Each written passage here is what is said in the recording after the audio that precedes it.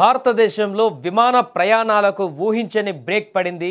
Africa ఖండంలోని ఇథియోపియాలో బద్దలైన అగ్ని పర్వతం నుంచి వెలువడిన దట్టమైన బూడిద మేఘాలు ఇప్పుడు ఉత్తర భారతంపైకి విస్తరించడం దేశవ్యాప్తంగా కలకలం రేపింది.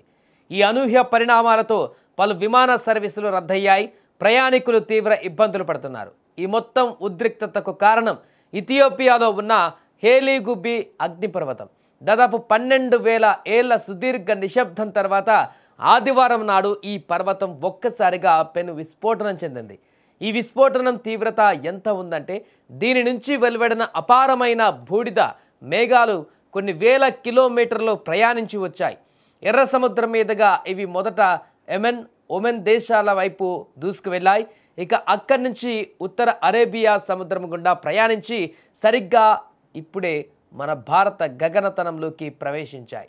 ప్రస్తుతానికి అగ్నిపర్వత బూడిద మేఘాలు మన దేశంలో కీలక ప్రాంతాలైన ఢిల్లీ, హర్యానా, ఉత్తరప్రదేశ్లోని కొన్ని భాగాలపై కేంద్రీకృతమై ఉన్నాయి.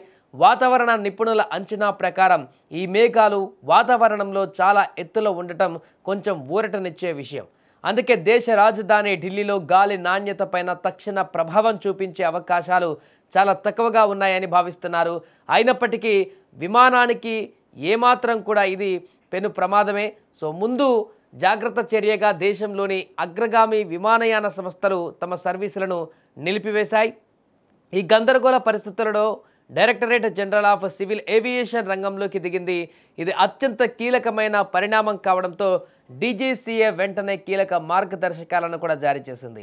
బూడిద ప్రభావిత ప్రాంతాలకు దూరంగా ప్రయాణించాలని, అవసరమైతే తాజా సమాచారం ఆధారంగా రూటింగ్, ఇంధన ప్రణాళికలను వెంటనే మార్చుకోవాలని విమానయాన సంస్థలను డీజీసీఏ ఆదేశించింది. విమానంలో ప్రయాణిస్తున్నప్పుడు బూడిద మేఘాల కారణంగా ఇంజన్ పనితీరులో తేడాలు, క్యాబిన్లో పొగ లేదా వాసన వంటివి ఏమైనా గమనిస్తే తక్షణమే రిపోర్ట్ చేయాలని పైలట్లకు, సిబ్బందికి సూచించింది.